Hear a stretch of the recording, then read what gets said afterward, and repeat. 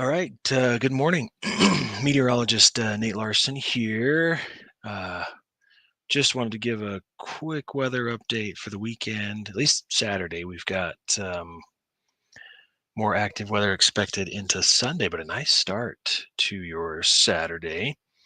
Hopefully, everyone's had a good morning so far. Let's go ahead and check in. I'm going to pull up the weather computer. There it is. So yeah, the Oka Mountain camera to start off, showing clear skies off towards the east. A little bit of haze out there, of course. It's been a little more mild this morning across northern Utah, especially thanks to south flow that's in place. And it's going to be warmer than average into the afternoon as well, given uh, the overall pattern we're seeing right now. So temperatures, if you're stepping out now, yeah, still pretty typical for this time of year, especially at the 40s for Logan. So sweaters this morning, but you'll be able to shed them into the afternoon, or some layers where we do have temperatures climbing back into the 80s for northern Utah. Similar temperatures to what we're going to see in St. George today, but we've got cloud cover and some showers moving through there. So 59 in St. George, 53 in Price. The overall setup for today, kind of give you a overview of what we're looking at in the upper levels of the atmosphere. So this is kind of a colorful chart, upper level weather chart showing areas that we have troughs and ridges. So where we have troughs, we have active weather. Storms, ridges generally bring quiet weather. And so you can see, actually, let me open this up so I can put a label on it so you can actually see a little better. So you can see the kind of the amplifying ridge over much of the Pacific Northwest into southern Canada, signifying pretty quiet weather to the north of us and across northern Utah. So we get clockwise rotation around the ridge and counterclockwise around this low. And so that counterclockwise rotation is bringing moisture back into southern Utah today, while the northern half of the state is seeing clear skies and sunshine. It looks pretty nice out there. And so let me get rid of that. Not much change is expected in this pattern for today into tomorrow, but we will see a little bit more moisture rotate up around this ridge, or this low pressure system, which is going to help usher more moisture into northern Utah into Sunday. So for today's storm outlook, it kind of follows what we're seeing with that upper level chart pattern showing the storm to the south of us. It is going to bring moisture into the southern half of the state. The Storm Prediction Center puts out this general severe weather outlook map showing we have a risk of thunderstorms across the southern 2/3 of the state. We'll kind of show you some of the model data, what we're looking at. And as far as any active weather this morning, it's pretty limited to that southern third. We've seen a little bit of shower development out there, not much. You can see we had some showers earlier just north of Bryce Canyon. It looks like we're just seeing some light echoes of moisture in Beaver County near Milford, and a little bit out near Enterprise. Pretty quiet out there though this morning early on. Things should get cranking as we continue to see some heat of the day. That sunshine kind of generates a little bit of instability out there. Here's what one model's showing, or guesstimating what essentially future radar would look like. So into the afternoon, it's our best shot of seeing some of these storms flare up. Depending on which model you look at, some are a little bit different. But either way, there's moisture across the southern half of the state. We're expecting scattered showers and storms. This one's showing it kind of kicking off earlier near the Four Corner area, even towards Lake Powell, up near the reef. So some of the southern central mountains could see some storms pick up. And then into St. George, so southwest portion of the state.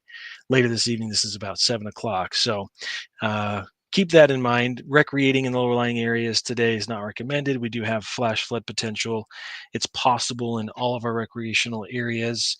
Again, according to this model, it looks like it should be pretty quiet across the southwest portion of the state for much of the early afternoon, but picking up in the evening. Not the case for the eastern side of the state, where we're expecting some of those storms to pick up. So these storms could put down some heavy downpours.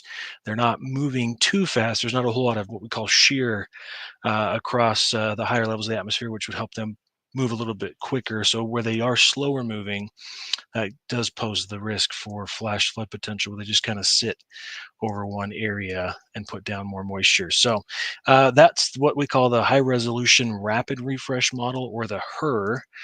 This is kind of more of our in-house model. This one was a little bit more sparse, not quite as overblown with precipitation. The one I just had up, or currently still have up, tends to kind of over exaggerate or over guesstimate what we might be seeing out there.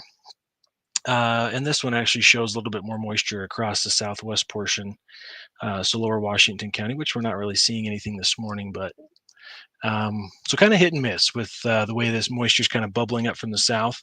That's why we kind of have general or a broad risk for storms across southern Utah today. So eyes to the skies, check the latest forecast if you do have plans to recreate in some of those national park or recreational areas, or have a plan B if storms do kind of flare up.